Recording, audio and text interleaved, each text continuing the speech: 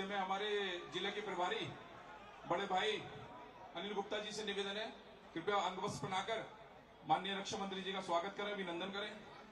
माननीय कैलाश जैन जी से निवेदन है, माननीय रामकिशोर जी से निवेदन है, निगम पार्षद हमारे यहाँ के स्थानीय पूर्व जिलाध्यक्ष जिनके मार्गदर्शन में हम निरंतर सीख रहे हैं, ऐसे रामकिशोर जी। आइए मंडल अध्यक्ष सुरेश शर्मा जी हमारे जुझारू मंडल अध्यक्ष। भाई दीपक गावा जी से निवेदन है, हमारे जिले के अध्यक्ष, और हमारे बाबूजी उधर आ गए, बाबूजी आ गए हैं भास्कर जी, जिनके मार्गदर्शन में हम सब कुछ आज तक सीख रहे हैं। इधर इधर फोटो, एक फोटो हो जाएगा मानी जी, इधर बाबूजी, इधर बाबूजी एक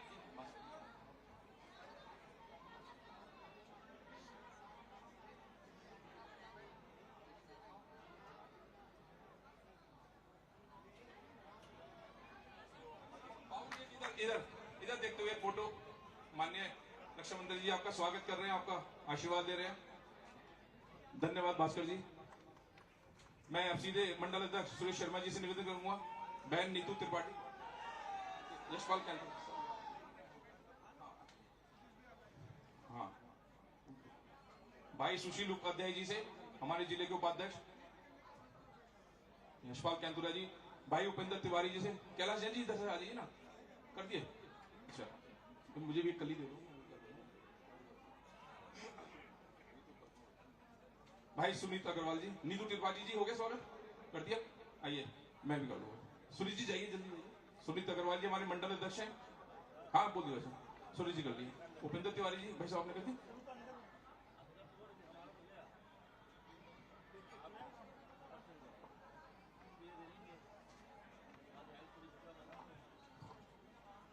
मैं निवेदन करूंगा सीधे सीधे हमारे जिले के प्रभारी बड़े भाई अनिल गुप्ता जी से कि आज की जनसभा को भारत माता की, भारत माता की, भारतीय जनता पार्टी, भारतीय जनता पार्टी, श्री नरेंद्र मोदी, श्री नरेंद्र मोदी, माननीय राजनाथ सिंह जी, मैं बोलूंगा माननीय राजनाथ जी, आप बोले जय श्री राम। राजनाथ जी को जय श्री राम, राजनाथ जी को जय श्री राम, राजनाथ जी को जय श्री राम।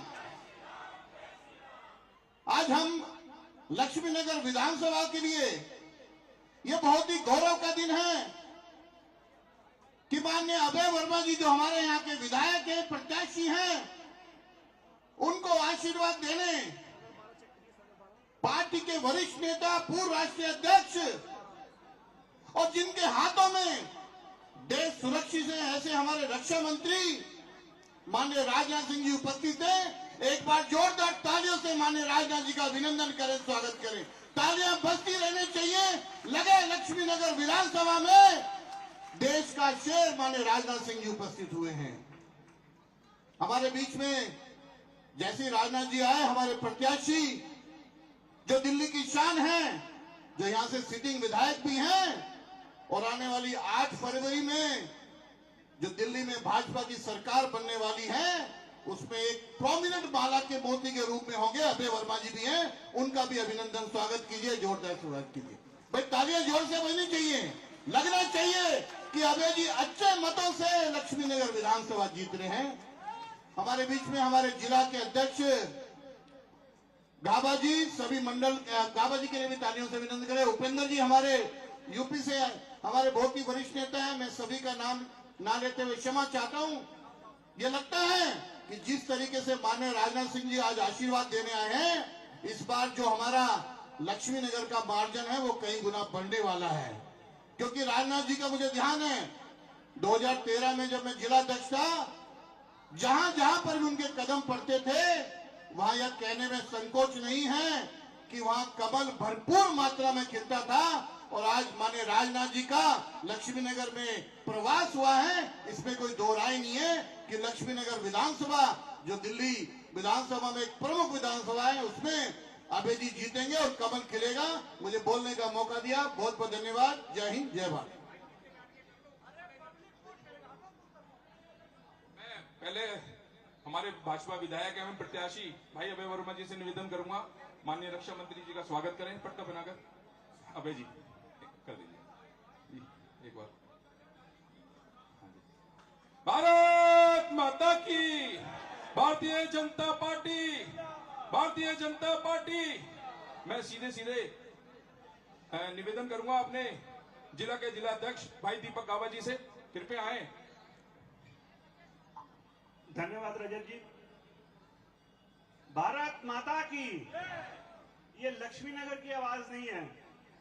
मेरे साथ दोनों मुट्ठी बंद करके हाथ उठाकर नारा लगाएंगे, भारत माता की, भारत माता की, वंदे वंदे। भारतीय जनता पार्टी, भारतीय जनता पार्टी, श्री नरेंद्र मोदी, श्री नरेंद्र मोदी, श्री राजनाथ सिंह जी, श्री राजनाथ सिंह जी, भाई अभय वर्मा, भाई अभय वर्मा, बहुत बहुत धन्यवाद। आज इस लक्ष्मीनगर विधानसभा में हमारे जो भारतीय जनता पार्टी के प्रत्याशी हैं, इस जनसभा में उनको अपना समर्थन देने आए, आशीर्वाद देने आए, ऐसे हमारे देश के यशस्वी रक्षा मंत्री आदरणीय श्री राजनाथ सिंह जी। एक बार जोरदार तालियों से हमारे यशस्वी रक्षा मंत्री श्री राजनाथ सिंह जी के लिए अभिनंदन करें, स्वागत करें। इस विधानसभा के बहुत ही लोकप्रिय प्रत्याशी और यहाँ से विधायक रहे ऐसे हमारे भाई अभय वर्मा जी, हमारे जिले के प्रभारी भाई अनिल गुप्ता जी, सम्मानित मंच उपस्थित बंधुओं, साथियों 5 तारीख को दिल्ली विधानसभा का चुनाव होने जा रहा है और मेरा यह मानना है यह कोई साधारण चुनाव नहीं है। यह दिल्ली की दिशा और दशा तय करने वाला चुनाव है। यह दिल्ली के हमारी जो आगे आने वाली पीढ़ियां हैं, हमारे बच्चों के भविष्य का चुनाव है। साथियों, पिछले 11 वर्षों से एक ऐसी सरकार है जो दिल्ली पर राज कर रही है, जिसकी ना तो कोई विचारधारा है ना कोई सोच है। वहीं दूसरी तरफ एक ऐसी विचारधारा प्रधानमंत्री मोदी जी के नेतृत्व में काम कर रही है, जिसने पूरे देश का नाम विश्व में रोशन किया है। साथियों, मैं अपनी 2 बातें कहकर बात खत्म करूंगा। एक और ऐसी विचारधारा है जो दिल्ली की जनता के साथ, उसके जीवन के साथ खिलवाड़ कर रही है। वैसे तो कोई भी सरकार होती है, उसका एक उद्देश्य होता है कि जनता को मूलभूत सुविधाएं देना, जैसे बिजली, पानी, सड़क, सीवर, सुरक्षा, रोजगार। इन सब चीजों पर हम बात कर सकते हैं, लेकिन इंसान के जीवन से बढ़कर कोई चीज नहीं होती। अगर आज हम दिल्ली के प्रदूषण की बात करें, आप देखेंगे कि पानी जो है वो जीवन के लिए जरूरी है। दिल्ली की यमुना इतनी गंदी कर दी, इतनी मैली कर दी, दिल्ली के लोगों को पानी नसीब नहीं हो रहा पीने के लिए। और अगर मैं हवा की बात करूं, हवा आज दिल्ली के अंदर इतनी प्रदूषित है कि एक स्टडी के मुताबिक दिल्ली में रहने वाले प्रत्येक व्यक्ति की औसत आयु लगभग 10 वर्ष कम हो चुकी है। तो ये ऐसी सरकार है जो हमारे जीवन के साथ खिलवाड़ कर रही है। वहीं अगर दूसरी तरफ अगर मैं बात करूं कोरोना काल की, आपने देखा होगा जब कोरोना चल रहा था तो पूरे विश्व के अंदर हाहाकार मचा हुआ था। वहीं हमारे देश के प्रधानमंत्री आदरणीय नरेंद्र मोदी जी के नेतृत्व में भारत ने कोरोना की वैक्सीन बनाई।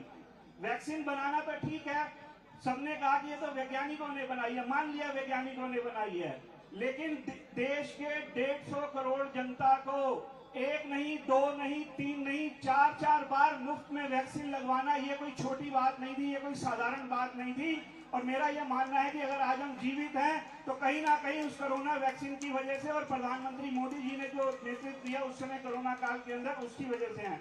तो साथियों, आपको तय करना है कि आपने किस विचारधारा के साथ जाना है। एक ऐसी विचारधारा जो हमारे जीवन के साथ खिलवाड़ कर रही है, और वही दूसरी विचारधारा जो हमें जीवन देने का काम करती है। कहने को तो बहुत कुछ है, मैं आपके और आप हमारे माननीय रक्षा मंत्री जी के बीच में बहुत ज्यादा समय नहीं लूंगा और आपसे निवेदन करूंगा कि 5 तारीख को आपने भारतीय जनता पार्टी के प्रत्याशी भाई अभय वर्मा जी को जिताना है। और जब 8 तारीख को रिजल्ट आएगा, नतीजा आएगा, तो लक्ष्मीनगर विधानसभा ऐसी विधानसभा होगी कि पूरी दिल्ली में सबसे ज्यादा मतों से जीतने वाली विधानसभा बनेगी। बहुत बहुत धन्यवाद। जय हिंद, जय भारत। धन्यवाद अध्यक्ष जी। मैं सीधा हमारे प्रत्याशी अभय वर्मा जी से निवेदन करूंगा। अभय वर्मा, भारत माता की। देखिए, आज मेरे लिए बहुत ही सौभाग्य का विषय है कि जिनसे हमने प्रेरणा ली, जिनको हमने आदर्श बनाया, जिनसे हम बचपन से सीखते आए, देखते आए, आज मेरे चुनाव प्रचार के लिए मेरे विधानसभा में पधारे हैं। आदरणीय राजनाथ सिंह जी के लिए एक बार जोरदार ताली, बहुत जोरदार ताली लगनी चाहिए, ताकि उनका आना मेरे लिए लगे कि हाँ, हमारे प्रचार के लिए, हमारे लिए वोट मांगने आए हैं। ये मैंने कभी सपने में नहीं सोचा था। मैं कई बार मिला हूं, कई बार हमने पार्टी के लिए बहुत सारे कार्य आदरणीय रक्षा मंत्री जी के निर्देश पे किए हैं, लेकिन मेरे लिए तो मैं इसी से बहुत अभिभूत हूं कि मेरे लिए आज वोट मांगने आए हैं। मेरी जीत तो आज ही तय हो गई। मेरे और जीत में सिर्फ 8 तारीख आने तक का जो समय है वही अंतर है। जीत हमारी तय हो गई है। साथियों, पहले के वक्ताओं ने बहुत सारी बातें कही है। मैं आपको सिर्फ इतना ही कहना चाहता हूं कि दिल्ली को मोदी जी के हवाले करना अत्यंत आवश्यक है। पिछले 10 वर्षों में दिल्ली बहुत पीछे चली गई। भारत दुनिया की 5वीं आर्थिक शक्ति बन गई।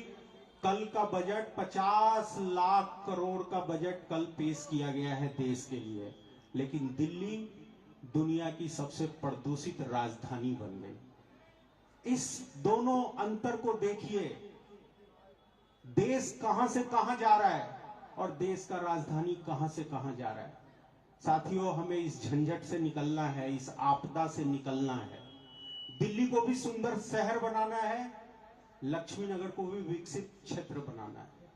तो मैं बस हम सबको ध्यानपूर्वक आदरणीय राजनाथ जी को सुनना है, इसलिए मैं सीधे अपनी एक बात कह के कि आप लोगों ने पिछले बार आंधी होने के बावजूद इस सीट से पहली बार भाजपा का कमल खिलाया था, और अब भाजपा का कमल पूरे राज्य में खिलने जा रहा है। तो लक्ष्मी को कमल पे बिठाना ही है, ये आप सबने ठाना है। इसलिए मैं मां लक्ष्मी को कमल पे बिठाने का संकल्प लीजिएगा। बहुत बहुत धन्यवाद। भारत माता की जय। धन्यवाद अभय जी। एक बार जोर से माननीय राजनाथ सिंह जी को जय श्री राम। माननीय राजनाथ सिंह जी को जय श्री राम। दोनों हाथ बंद करके, मुट्ठी बंद करके एक बार भारत माता की, भारत माता की। मैं सीधे सीधे माननीय रक्षा मंत्री जी से निवेदन करूंगा।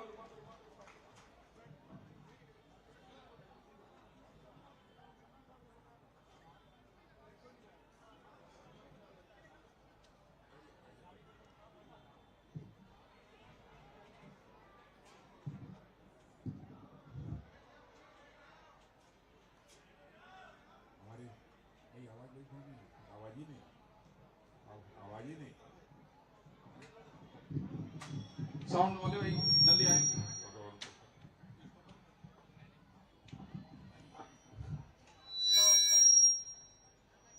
इस विधानसभा क्षेत्र के प्रत्याशी, मेरी आवाज जा रही है पीछे तक?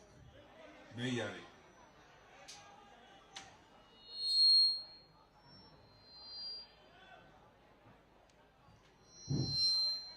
रुक जाओ। अब जा रही है आवाज पीछे? नहीं जा रही है।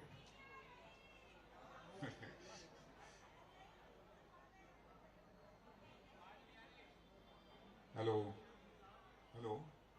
नहीं।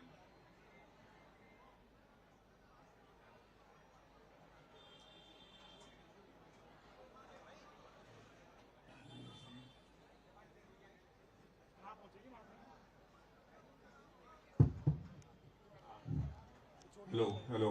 ओके, ठीक है, आवाज आ रही है पीछे? बोलिए भारत माता की, भारत माता की। हमारे इस विधानसभा क्षेत्र के प्रत्याशी श्री अभय जी वर्मा, श्री अनिल जी गुप्ता प्रभारी शाहदरा जिला, श्री दीपक गाबा जिला अध्यक्ष शाहदरा, श्री उपेंद्र तिवारी पूर्व मंत्री उत्तर प्रदेश, क्या आवाज और तेज करो भाई, श्री महेंद्र आहूजा प्रदेश सह संयोजक, श्री कैलाश जैन प्रभारी, श्री रामकिशोर जी शर्मा निगम पार्षद, श्री कृष्ण भारद्वाज और इस सभा में मौजूद मेरे सभी सम्मानित बहनों एवं भाइयों, शायद इस स्थान पर किसी सार्वजनिक सभा को संबोधित करने के लिए पहली बार मैं आप लोगों के सामने खड़ा हुआ हूं।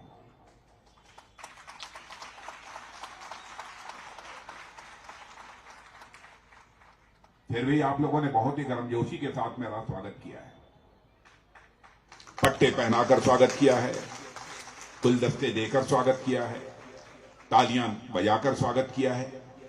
लेकिन आप जानते हैं भारत की परंपरा है और शिष्टाचार का तकाजा है, स्वागत, अभिनंदन और सलाम दुआ कभी एक तरफा नहीं होना चाहिए।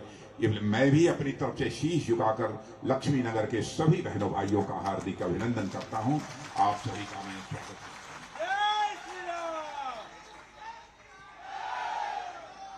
बहनों भाइयों, अभय वर्मा को बोलते हुए मैंने पहली बार सुना। बहुत लंबा भाषण उन्होंने नहीं किया। और बात सच है कि जब मुख्य वक्ता आ जाए तो भले ही वो प्रत्याशी क्यों न हो, उसको बहुत ही संक्षिप्त में ही भाषण करना चाहिए। उस मर्यादा का इन्होंने ध्यान रखा है और जो कुछ भी बोला है थोड़े समय में मैंने देखा है कि अभय वर्मा के अंदर अपनी बातों को प्रभावी तरीके से रखने की क्षमता है। और यदि आपने अभय वर्मा को चुनकर विधानसभा में भेजा, दूसरी बार जा रहे हैं या दूसरी बार जाएंगे, नहीं समझे, दूसरी बार जाएंगे और भाजपा की सरकार बनने जा रही है इस बार, तो आप समझ जाइए। अक्लेमंद इशारा काफी। और ये 2025 का पहला चुनाव है और पहला चुनाव यह दिल्ली का नहीं बल्कि पूरे हिंदुस्तान का, यह दिल्ली विधानसभा का चुनाव, यह पहला चुनाव है। इसलिए मैं मानता हूं कि यह बहुत ही महत्वपूर्ण है। और आप सभी जानते हैं कि दिल्ली का जहां तक प्रश्न है, दिल्ली यह भारत की केवल राजधानी ही नहीं है बल्कि दिल्ली यह हिंदुस्तान का दिल है मेरे बहनों भाइयों। लेकिन विडंबना यह रही है कि लगातार 25-26 वर्षों तक भारतीय जनता पार्टी को यहां पर सरकार बनाने का अवसर नहीं मिला। लगभग 15 वर्षों तक लगातार यहां पर कांग्रेस की सरकार रही है। 11 वर्षों तक लगातार यहां पर आम आदमी पार्टी की सरकार रही है। लेकिन भाजपा को कभी यहां सरकार बनाने का अवसर नहीं मिला। बहनों भाइयों, मैं क्यों आपसे वोट मांगने आया? एक पहला आधार तो यह है कि हिंदुस्तान की सबसे विश्वसनीय पार्टी और भरोसे वाली यदि कोई पार्टी है तो भारतीय जनता पार्टी है।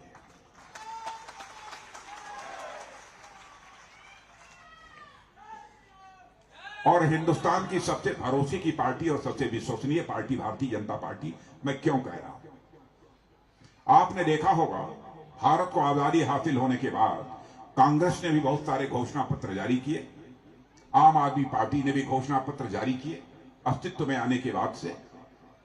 लेकिन अपने घोषणा पत्र में किए गए घोषणाओं को, अपने वादों को इन्होंने अक्षरशः पूरा नहीं किया। लेकिन मैं दावे के साथ कह सकता हूं मेरे बहनों भाइयों, चाहे हमारा 2014 का घोषणा पत्र हो, चाहे 2019 का घोषणा पत्र हो, चाहे 2024 का घोषणा पत्र हो, आप उठाकर देख लीजिए। पढ़े लिखे लोग भी यहां पर मौजूद हैं, उठाकर घोषणा पत्र देख लीजिए। एक भी ऐसी बात आपको नहीं मिलेगी जिसे हम लोगों ने कहा हो और उसे पूरा न किया। धन दौलत इंसान की सबसे बड़ी पूंजी नहीं होती है मेरे बहनों भाई। इंसान की सबसे बड़ी पूंजी होती है उसकी विश्वसनीयता, उसकी साख, उसकी क्रेडिबिलिटी। यानी इंसान जो कहे वह करे। यहां पढ़े लिखे लोग भी मौजूद हैं, मैं पहले ही कहा पढ़े लिखे लोग मौजूद हैं। मैं प्रेस के दोस्तों से भी कहना चाहता हूं कि बोलने में हम कोई भी यदि हम गलत बात बोलें जो तथ्यों से दूर हो, आप उसे अखबार के पन्नों पर लिख देना कि राजनाथ सिंह ने झूठ बोला है, गुमराह किया है, मैं इसे स्वीकार कर लूंगा। और यह बात मैं इसलिए कह रहा हूं कि जिंदगी में हमने राजनीति की है तो जनता की आंखों में धूल झोंक कर राजनीति नहीं की है, बल्कि जनता की आंखों में आंख डालकर राजनीति की है बहनों।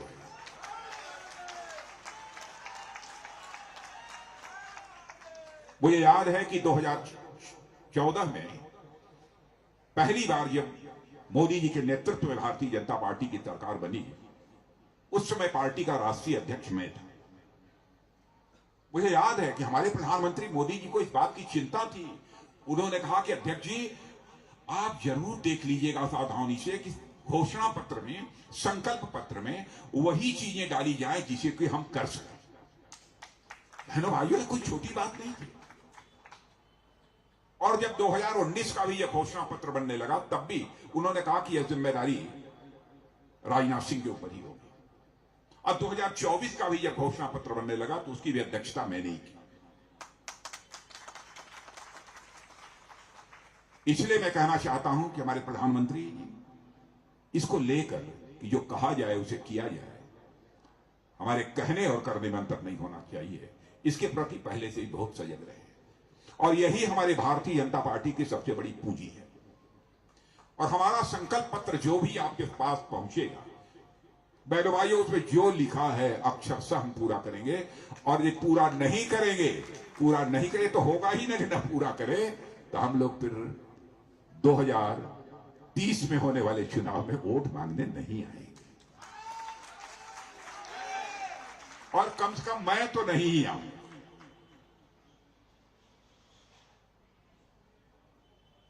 जहां तक भ्रष्टाचार का सवाल है, भ्रष्टाचार के मुद्दे को लेकर इस देश में आंदोलन अन्ना हजारे जी के नेतृत्व में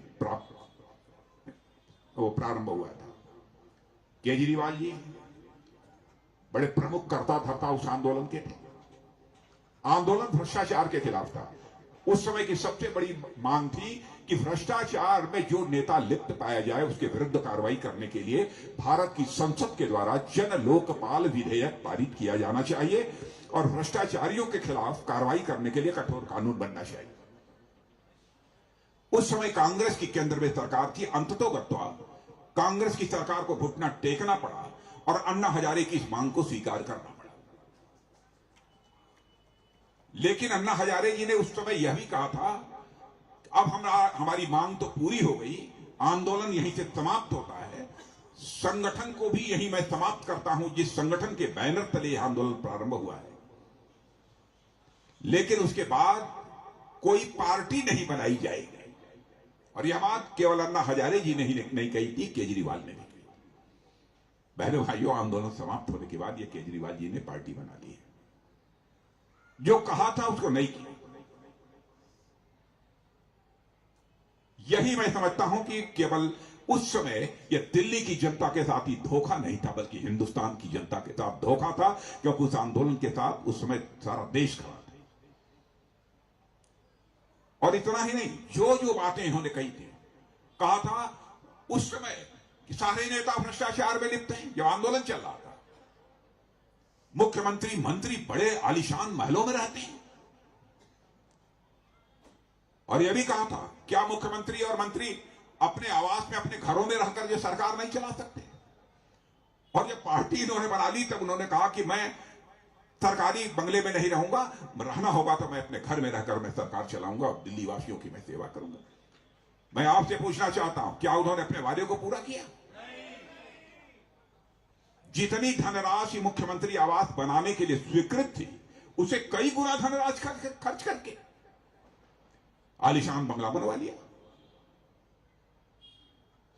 सबसे बड़ी विडंबना की उस बंगले में, देखिए, हर स्थान का एक शकुन और अपशकुन होता है। बहनों भाइयों, उसमें महिला जो उन्हीं की पार्टी की थी, सक्रिय कार्यकर्ता थी, राज्यसभा की सांसद थी, उसके ऊपर हमले किए गए। भारत एक ऐसा देश है जहां कहा जाता है, यत्र नार्यास्तु पूज्यन्ते तत्र रमन्ते देवा। जहां नारियों की पूजा होती है वहीं देवता रमण करते हैं। और अब मुख्यमंत्री आवास में शायद मैं समझता हूं कि हिंदुस्तान के किसी भी राज्य के मुख्यमंत्री आवास में ऐसी घटना, घृणित घटना नहीं हुई होगी जैसी कि केजरीवाल के मुख्यमंत्री रहते हुए हुई। यह अपने को बहुत पाकसात बनते हैं। गंभीर आरोप भ्रष्टाचार के लगे, जेल के शिक्षों में के पीछे जाना पड़ा, फिर भी मुख्यमंत्री कुर्सी नहीं छोड़ी। आप में में से भी कोई यह कह सकता है क्या बुरा किया उन्होंने नहीं छोड़ी। बहनों भाइयों, ऐसे ही हालात यदि चलते रहे, नेताओं पर भ्रष्टाचार के आरोप लगेंगे और वो सत्ता के साथ चिपके रहेंगे। याद दिलाना चाहता हूं हमारे नेता आदरणीय अडवाणी जी, एक बार एक किसी व्यक्ति ने उनके ऊपर बेबुनियाद और अनर्गल आरोप चस्पा कर दिया। अडवाणी जी का चरित्र देखिए। अडवाणी जी ने कहा आरोप तो आरोप ही होता है, मैं संसद की सदस्यता से त्यागपत्र देता हूं और जब तक मैं आरोप मुक्त नहीं हो जाऊंगा तब तक संसद में कदम नहीं रखूंगा।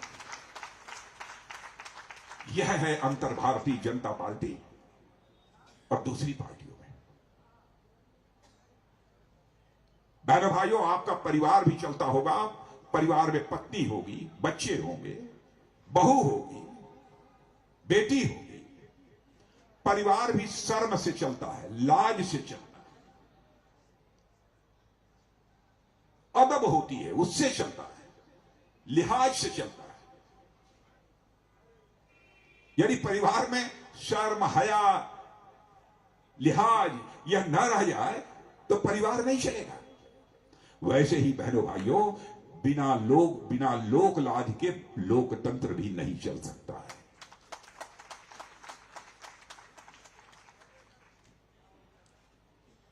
लेकिन लोक लाज की कोई चिंता नहीं है। वादा कर दिया कि मैं आऊंगा और जमुना का पानी मैं 3 वर्षों के अंदर, 3 ही वर्ष कहा था, 4 वर्ष क्या कहा? या देखिए हमारे बहन सचदेवा जी कह रहे अध्यक्ष की कहा तो 3 साल था।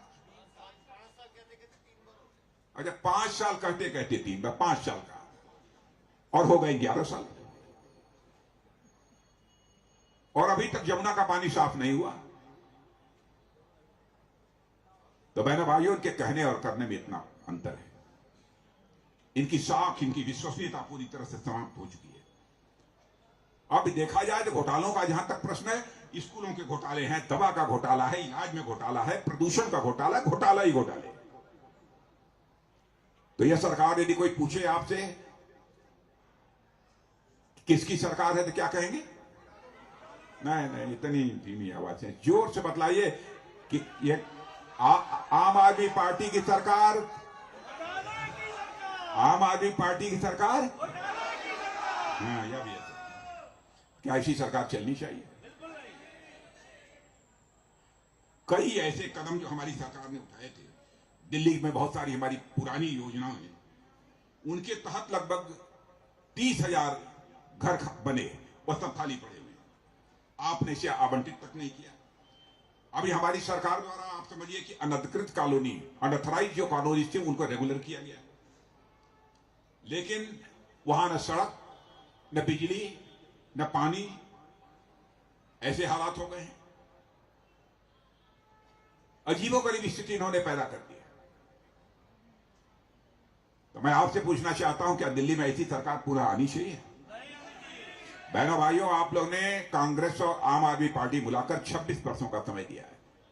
मैं आपसे केवल 5 वर्षों का समय मान लेके दिया हूं। बहनों भाइयों, केवल 5 वर्षों का समय।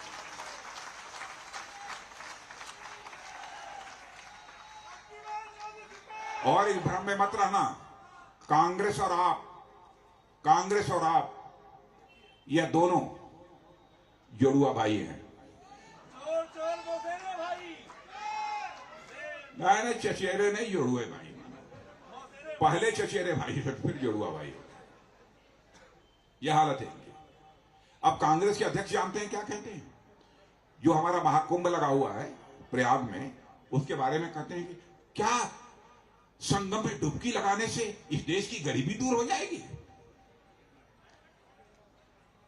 मैं कांग्रेस के अध्यक्ष से कहना चाहता हूं, खड़गे जी, सचमुच यदि कलेजा है कांग्रेस के अंदर तो यही बात दूसरे धर्म वालों के बारे में बोलकर दिखा दें तो मैं समझूंगा कि सचमुच आपके अंदर ही जो मन आता है तो बोल जाते हैं। और ये मैं बता दूं, ये कांग्रेस और आप दोनों मिले हुए हैं मेरे बहनों भाइयों, दोनों मिले हुए हैं। नूरा कुश्ती चल रही है। कांग्रेस को वोट देना इसका मतलब कि आपको वोट देना। दिल्ली को बचा लो, मैं आप सबसे यही अपील करने के लिए आया हूं। और यह बतलाओ आप, सारे हिंदुस्तान का विकास इतनी तेजी के साथ हो रहा है, अंतर्राष्ट्रीय जगत में भारत की प्रतिष्ठा बढ़ रही है, कौन इस सच्चाई को नकारेगा?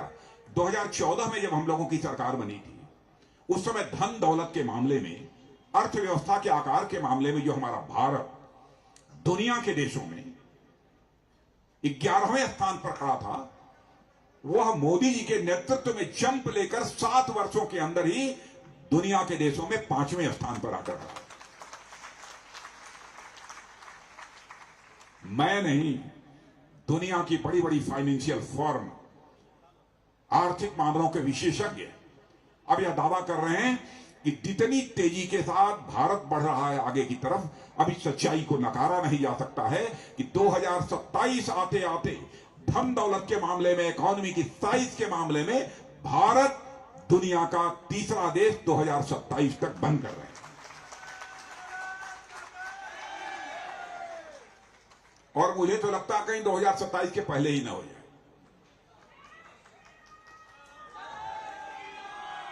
यह विश्वास और भरोसा देश की जनता हम लोगों के प्रति है।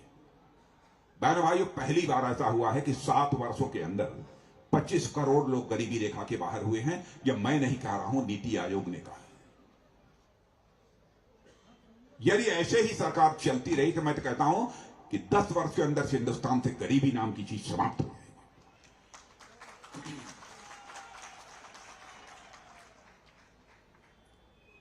कई ऐसी चीजें हैं। अब मैं पहले आप में से बहुत सारे ज्यादा पढ़े लिखे लोग होंगे, रोज समाचार पत्रों को, पत्र पत्रिकाओं को पढ़ते होंगे और जानते होंगे पहले भारत की दुनिया में क्या हालात थे। माने भारत के लोग जब दुनिया के दूसरे देशों में जाते थे, कोई ऐसा मंच होता था, कोई कार्यक्रम होता था, तो भारत की बातों को लोग गंभीरतापूर्वक दुनिया में नहीं सुनते थे। भारत गरीबों का देश है, कमजोर देश है, यह मानकर टाल जाते थे। लेकिन बहनों भाइयों, अंतर्राष्ट्रीय मंच पर भारत की प्रतिष्ठा बढ़ी है। दुनिया के मंचों पर आज भारत बोलता है तो दुनिया कान खोलकर सुनती है भारत बोल क्या रहा है, ये भारत बोल क्या। और अभी हमारे प्रधानमंत्री की कूटनीतिक दक्षता, डिप्लोमेटिक स्किल, यह देखिए करिश्मा किया है। आपने देखा होगा अखबारों में 2-3 दिन के अंदर ही कि तहव्वुर राणा, जो 2008 में मुंबई में आतंकवादी वारदात हुई थी, उसका एक मुख्य मुलजिम है और वह जाकर अमेरिका में रुका हुआ था। अब अमेरिका के सुप्रीम कोर्ट ने उसे भारत भेजने की इजाजत दे दी है। मेरे बहनों भाइयों, भारत भेजने की इजाजत दी है। यह है भारत की ताकत।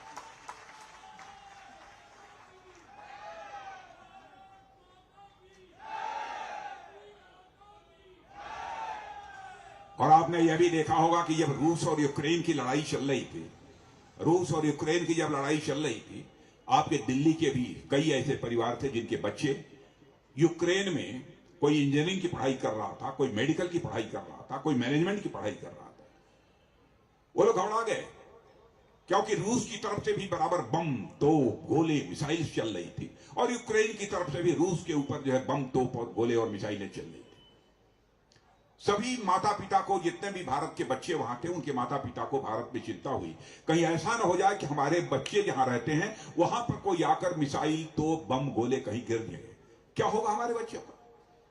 सभी हमारे प्रधानमंत्री के पास पहुंचे और कहा, मोदी जी चाहे जैसे भी हो, आप हमारे बच्चों को यूक्रेन से बाहर निकालिए, हमें कुछ नहीं चाहिए, हमें चाहिए तो अपने बच्चों की, मासूम बच्चों की जिंदगी चाहिए। यह लोगों ने मांग की। मेरे भाइयों, हमारे प्रधानमंत्री ने क्षण भर की देर नहीं लगाई। दुनिया के किसी देश का प्रधानमंत्री, राष्ट्रपति जो काम नहीं कर पाया, वो हमारे प्रधानमंत्री ने कर दिखाया। मेरे बहन,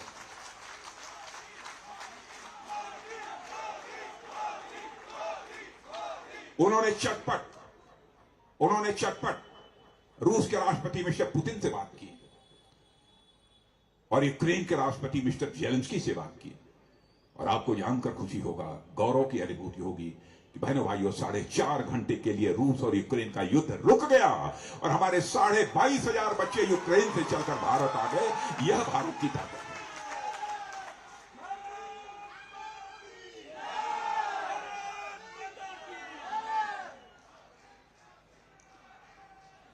क्या हो गया है केजरीवाल जी? और हम लोगों ने बहुत सारे वादे किए, मैं बहुत डिटेल में नहीं जाना चाहता, लेकिन कुछ बातें मैं जरूर आपके सामने यहां पर मैं रखूंगा जो हम लोगों ने तय किया है, जो चीजें होंगी। मुझे लगता है बतलाया है कि नहीं, आप लोगों ने बता दिया हो तो मैं छोड़ दूं।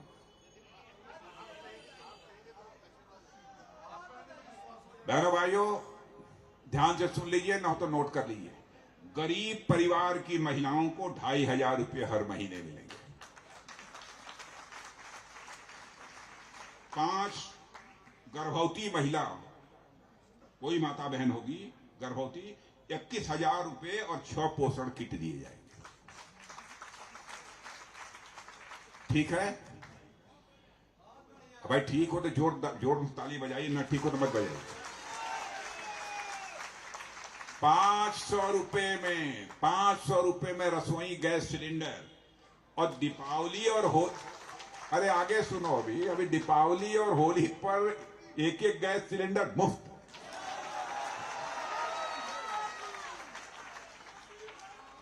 Auto taxi, e rickshaw drivers, domestic gig और टेक्सटाइल वर्कर्स के लिए वेलफेयर बोर्ड का गठन होगा, और 10 लाख का जीवन बीमा तथा 5 लाख का दुर्घटना बीमा।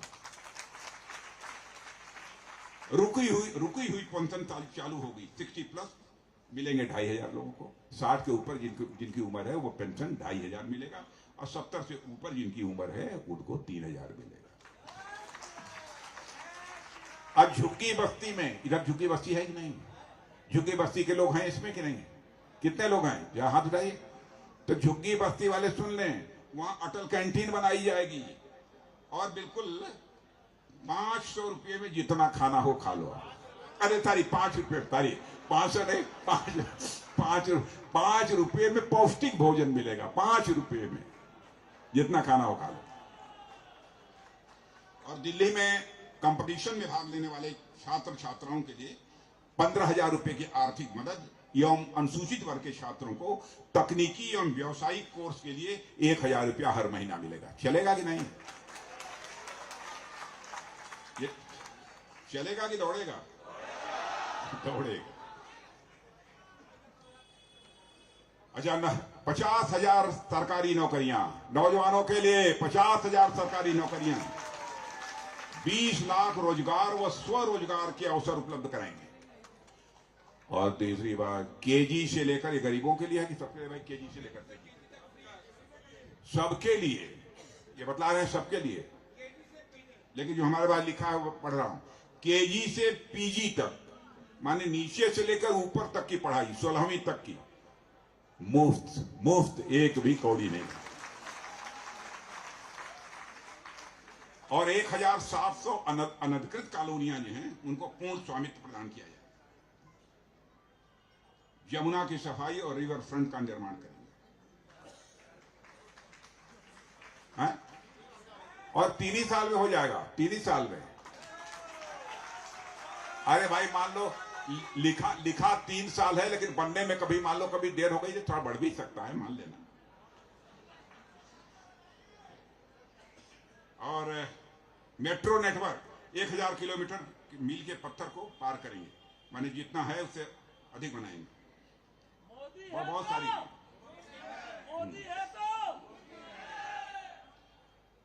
तो मैंने भाइयों चलेगा कि नहीं चलेगा? दौड़ेगा। ये जिता दो आप। आयुष्मान भी है। इतना है कि हम कितना बोलें। अब अभी 10 लाख तक का मुफ्त इलाज 10 लाख तक का, ये सब सारी सुविधाएं आपको मिलेंगी। हमारे पास तो बहुत कुछ लिखा है, लेकिन ज्यादा मैं बोलूंगा तो ज्यादा लंबा समय लगेगा। तो और सब क्या हाल चाल है? सब ठीक ठाक है? एमए कितना लोग पूर्विया हुआ? अरे और तोलन मजे में हुआ ना, सब ठीक ठाक। तो जीता ऐसा है ना, यहाँ तो जिताइए, और जो यहाँ रहते हैं वो लोग दूसरी जगह, उनको भी ये बताइए कि भाई इस बार सब एक झर्रा जाओ। पूरब में भाषा झर्रा है, मालूम है ना, झर्रा जाए। हाँ, यदि न जा सका, पैसा वैसा न हो तो टेलीफोन से, मोबाइल तो होवे करी ना। अच्छा स्मार्टफोन वगैरह सब सस्ता मिली, स्मार्टफोन वगैरह भी सस्ता मिलेगा आप लोगों को। और बहनों भाइयों, देश की ताकत बहुत बढ़ रही है, देश की ताकत बहुत बढ़ रही है। हम लोग पंजाब से आए, इसने बेड़ा गर्क कर दिया पंजाब का। अरे मारा नाश कर दिया, बहुत कर दिया। पंजाब में देख लीजिए इनकी सरकार है, full fledged government, full fledged पूरी गवर्नमेंट, कुछ नहीं किया, बर्बाद कर दिया। और सब तो सब बाबा साहब भीमराव अंबेडकर की प्रतिमा को भी क्षति पहुंचाने की कोशिश पंजाब में की है इनकी सरकार ने। और बाबा साहब भीमराव अंबेडकर के सम्मान में कहां दिल्ली में, विदेशों में, मुंबई में, महू में, जहां पैदा हुए थे, एक से एक स्मारक इन्होंने बनवाया है हमारे प्रधानमंत्री ने। इनका कोई भरोसा नहीं है। तो अभय शर्मा को जिता दीजिए, जिता देंगे ना पक्का, चलें। अच्छा ये अभय वर्मा, अरे वर्मा जानते रहिए, अभय हो चाहे अजय हो, दोनों चलेगा। जहां तो बोलिए, आपके अपने प्रदेश अध्यक्ष को जानते हैं?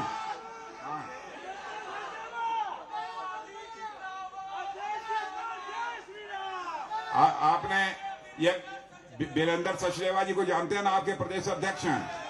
एक बार इनका भी ताली बजा के इनको आशीर्वाद दे दिए सब आप लोग वहां पर। तो अब हम चलें नहीं चलेंगे। हाँ, रेहड़ी पटरी वालों के लिए तो ऑलरेडी है। अच्छा, रेहड़ी पटरी पर जो काम करते हैं 30,000 रुपए का क्रेडिट कार्ड भी मिलेगा, रेहड़ी पटरी वाले।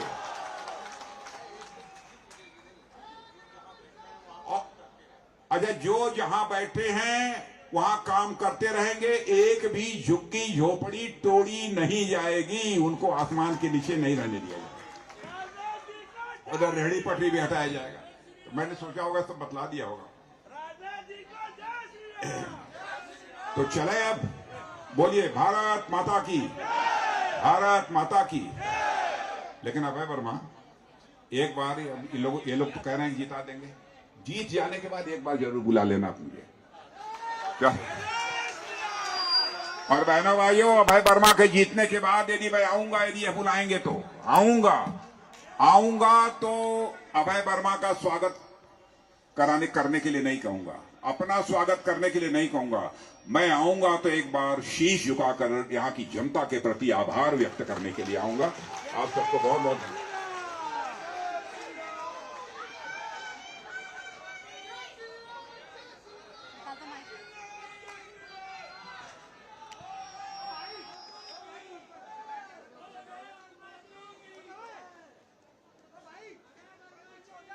अध्यक्ष जी को जय श्री राम, माननीय जी को जय श्री राम, जय श्री राम।